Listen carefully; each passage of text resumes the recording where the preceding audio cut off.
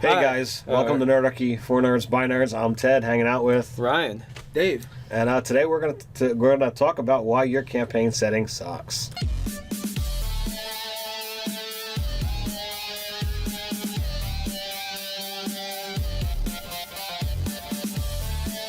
before we get into that, you can check out the newsletter below. You can get tips on how to game with Nerdarchy. Just sign up; it'll be in the description. So on to the video. Awesome. So we talked about this a little off air, and so campaign building, game master tips, how to make your campaign not suck. Right. Or your setting not suck. Right. Yeah. So basically, you had said that D&D is a copy of Tolkien.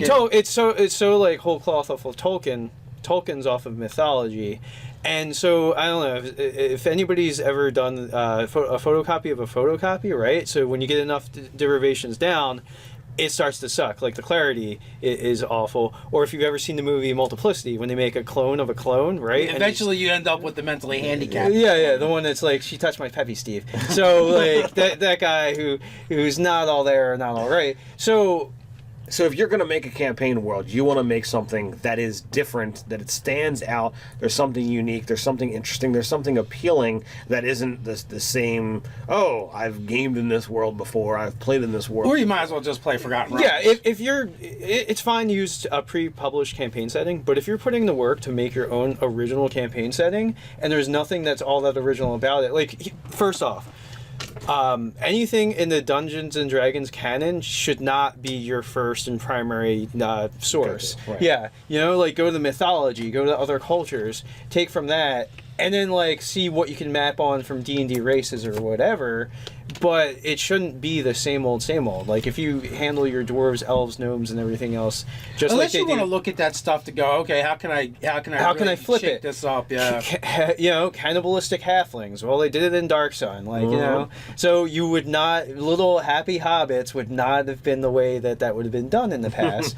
But in Dark Sun, they managed to do some really cool stuff, and that's because it was much more based off of like a Dune or like a basically there's a heavy sci-fi and dark fantasy influence into Dark Sun. Yeah, if you wanted to do something crazy, be like, well, you know what, my dwarves actually are seafaring Vikings. Right. Yeah. Which would be way the opposite of what you expect from dwarves. Right. Or if you wanted to go like the sort of like Peck sort of thing. And here's the thing about mythology: elves, dwarves, gnomes, fairies, like they were basically, and goblins were all names for the same kind of crap. Like it wasn't until Tolkien that they really started, or maybe even like certain plays and operas might have started to draw them in certain ways or speak about them in certain ways. But in mythology, all these things were pretty much interchangeable. A dwarf was an elf; it didn't fucking matter. Like it was just this mythological fae thing or whatever. But you could go more elemental with your dwarves and like a spear wielder's tale, where like the dwarves actually ate rocks, and that was perfectly fine. Like if you wanted to put something like that into your setting, that's cool. But if it's just the same old, then you're gonna get the same sort of results. I agree. So like it kind of gets back to the idea of high concept that we were talking about. Mm-hmm. We even struggle with this in our own campaign, right? Yeah. Of switching things up and making it different. Yeah. So for us, like we try changing things up by infusing more chaos magic into the world. This idea of these chaos storms and prospectors that really follow them around and almost like like in my mind, I almost envisioned like a redneck prospector. Well, like claim jumpers type of people. Yeah. To do something a little bit more interesting, and that's something I would want to touch on in our world even more so than I have. But we also determined that because of all these things that have happened, and because of every time that there's a quote unquote mistake, they get whisked away to some other kind of plane, that Chimes of Discordia is a very planeshopper type scenario, whereas like it's not quite as heavy as Planescape, but there are starting to be some tributaries. It's very easy to get in and out. It's the opposite of say like Dark Sun or Ravenloft, where it's closed. Right. Yeah. So. Yeah, I mean that, and like the thing, like what I want to do with elves, I want to look much more at a mythology than sort of Tolkienish lore that's ever been existent, and like look at like German folklore and Celtic, as opposed to like Dungeons and Dragons type of stuff. Like we had talked about. Making our elves immortal, and like the fact is like there's a finite number of them that can exist and they just keep being reincarnated, and that's sort of like part of the essence of the elves, and that's way more interesting than the sort of just long-lived Tolkienish elves. And then also too, like doing our dark elves not like the drow that got formed, but just having it's just another subspecies. Like we have sort of like the court of the moon and the court of the sun, and those two factions just exist. Like Dave has been trying to push it back into having also the standard elves, but then it's like they're Me Too elves, because they've been done by Dungeons and Dragons so much. Like I mean, we could have some that maybe chose to live underground for strategic reasons, but I honestly could care less if we ever do drow like they've been done in Forgotten Realms, or you know, because it's been done. Like why do we need to do it? So Well, I don't know. It all depends too what you want in your game as well. Like mechanically, drow are different than any of the other elves. yeah, but I mean, we could just say the Court of the Moon, they function like drow, but their story, and really it's about the story and the skin that's on the characters, not necessarily the game mechanics, right? So if we're like, all right, they function like drow, you know, except for I guess because some of their items can be a little game. I guess they wouldn't have the items though, because you know that's the magic of the Underdark, right? So Well, yeah. I mean, the drow don't technically have the items anyway. Like if you're a player character, anyway. Right. Like those they, I think in some of the later drow situations that are like, oh well, the nobles have access to these, but you know you're not always playing a noble character when you're Right. Well, and they also did do the like whole radiation thing where if it is not exposed to the energies of the Underdark, they do start to fade and fall apart. right. So there's that as well. But that's again that's going back to the Forgotten Realms lore. I mean, like you can, because that part is actually really easy to separate from the characters, because it's not from that race. It's not part of anything. That's just a story element, Right. which is easy to pull out. You know, they just don't have access to that. Right. yeah, no, that's true. But so basically, like, there's any times in our campaign where it starts to veer too much in that Forgettable Realms sort of territory. Like I always want to pull the reins back and like, hey, let's think about this. Like if we're gonna call this canon for our world, and you know it's in flux. We haven't really committed too much down the paper, but I mean that's the thing that I always want to be thinking about. So the final point, or the main point is, you know, you want to make sure that what you're creating is unique, is interesting. As Ryan says, if you're going to take the time to create a world, let's not have it be a copy of a copy of a copy. You know, make something. Go to what's his face's Dinotopia series. You know, like could you skin your world in that, and like you know how would fantastical races exist in that world, or you know however you're going to do it. Actually, I remember that there was an old Dragon magazine where this guy, was it Monty Cook that wrote that? Basically, he wanted to do like a primitive setting where you're talking like stone and bone sort of weapons, and they like revered like basically dinosaurs, and dinosaurs were around, that sort of thing. So you know that could be a thing in the plot thread, and you could build an entire world off of that. You know, The Lazy Dungeon Master does this exercise about coming up with campaign settings, and really it really is like one sentence, and it could really be like it could be Wild Wild West meets prehistoric times. You know, or it could, Dino West.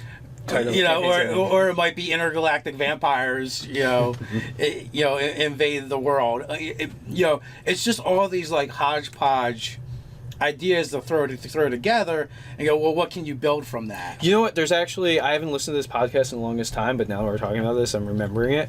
There's a podcast called Crucible of Worlds, and what they do is it's a couple of guys who I think write for RPGs, and they'll have a guest on, and they'll sit there and develop a world like in a 30-40 minute sitting of like talking about concepts and how they want to tweak it or twist it. And that would be a good place to like, because also they're like, yeah, feel free to take our ideas and run with them, you know, develop your own stuff. And especially if it's only for your home game, it doesn't matter. If you're not trying to publish it, it's not, you don't have to worry about super ripping somebody off. I'm just saying that, like, if you want a campaign that's not the existent D&D world, we'll make something that's not the existing D&D world. Right. I mean, and there's a lot of different like examples of it. Like, look at Visionaries. Do you remember that cartoon, Visionaries? I don't remember it, no. That's a long time Is ago. this- They're generally nice, but they all had like these magic totems that were infused in their armor or their standards, the shields. the shields. I don't remember. Is he making this up? And it was, Or is this way before my time? That was like holographic action figures. yeah, and like, you know, they would like summon like spectral creatures, dragons and lions and stuff like that. Very interesting. And it was just a different way. It was just a different way of doing magic, really. And Do you remember like, Battle Beasts? Oh, I love Oh it. yeah. yeah. All the random. So you know, and Battle Beast was really this weird anamorphic creatures that each, you know, vied for a different element. Like, that could be a thing. Yeah. Well, you know, like, even too, like, taking the world of, like, the lore of Magic the Gathering, like, it's a world with its own rich lore, and there's so many people that are into it already. And I think we've definitely talked about campaign setting-ifying that, but that would be a cool thing to figure out, like, how to make it kind of feel like the world of Magic, you know. So you have to have like the story elements of the Phyrexians and you know, all this travel between worlds and all that, and like that's a really cool lush world that hasn't really seen, nobody's like D&D-ized it formally. There's plenty of, you know, lore that's out there and plenty of So many established NPCs. Yeah, absolutely, and like they have goblins and all the standard type of things too. But too, and it's plus if you could just get away from your standard European sort of European kind of game, that's going to vastly change things as well. You know, you could, like, one of the most interesting things I've seen in Forgotten Realms, it was when they did the Mystica setting, and they did a trilogy there, and it was a fantastic series. But things were were a lot different. Yeah. And we've talked about doing stuff like that in different games where, you know, I had like Ogre Magi's based off of, you know, like the Incas and Aztecs and stuff like that. Right. You know, so there's definitely different ways you can mix things up.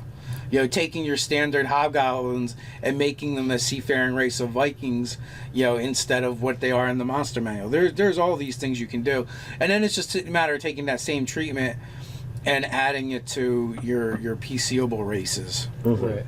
You know, like because the standard for elves is like they're either like kind of Anglo or they're kind of Anglo and featherweight Asian. Like, is the stereotype of like how elves are usually like depicted. Dragonlance. They took halflings and turned them into Kender. You know, which, you know, they've just for said, better or for worse. They just said, what's the most annoying version of a halfling we can make? Yeah. And that's what they made. But, you know, in some ways, like, the Kender is an excellent example because it's the opposite of a halfling. You know, they don't seek creature comforts. They don't want to be at home. You know, they're not. They've gone really far from They've the gone Hobbit. rogue. Yeah. You know, so they're insanely curious and fearless. So, you know, that's a good example. Gully dwarves is another excellent example of A hilarious example. of taking, you know, taking your standard race and kind of putting it on its head. Yeah. You know, this degenerate race of dwarves that, you know, for lack of a better terminology, the whole race is mentally handicapped. Yeah. You know, when they count, like 2 is the highest number they use. Really, advanced one can count to 3. Well, wasn't there one that eventually got up to 3? Yeah. So, you know, and also, like, Dragonlance also did the progenitor race was actually ogres, and ogres used to be very magical and beautiful. You know, so that's actually a pretty good. Dragonlance is an excellent example of how it took a lot of the standard tropes and changed them. Right. I mean, there's a lot of stuff that kept the same, but I feel like they did do. They made enough different that, you know, it was different. It wasn't just a copy of a copy.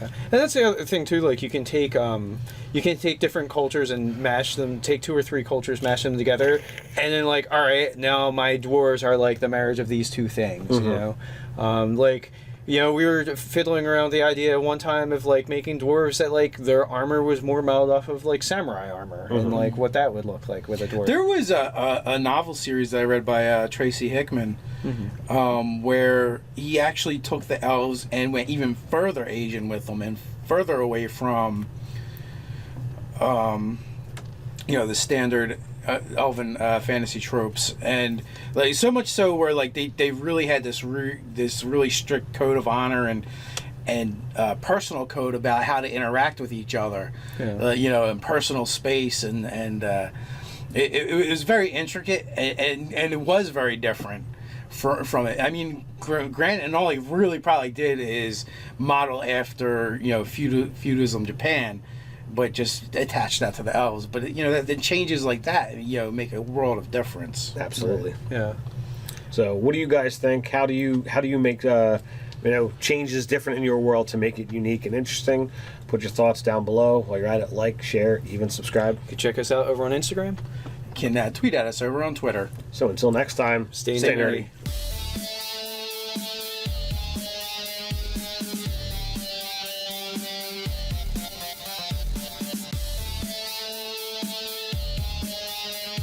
But it shouldn't be the same old, same old. Like, if you handle your dwarves, elves, gnomes, and everything else, just unless like you want to look at that stuff to go, okay, how can I really flip shake it? this up? Yeah, cannibalistic halflings. Well, they did it in Dark Sun, So you would not, little happy hobbits would not have been the way that would have been done in the past.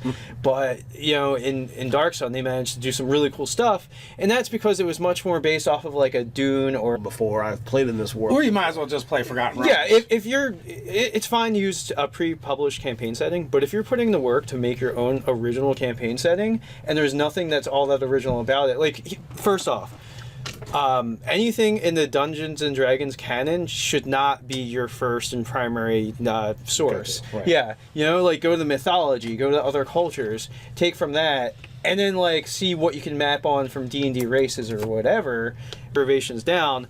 It starts to suck. Like, the clarity is awful. Or if you've ever seen the movie Multiplicity, when they make a clone of a clone, right? Eventually, you end up with the mentally handicapped. Yeah, the one that's like, she touched my Peppy Steve. So, like, that guy who's not all there, not all right. So if you're going to make a campaign world, you want to make something that is different, that it stands out. There's something unique. There's something interesting. There's something appealing that isn't the same, I've gamed in this world.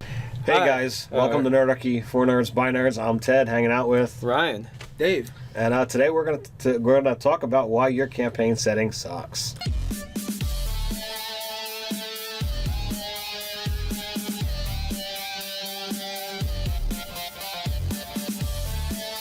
before we get into that, you can check out the newsletter below. You can get tips on how to game with Nerdarchy. Just sign up; it'll be in the description. So on to the video.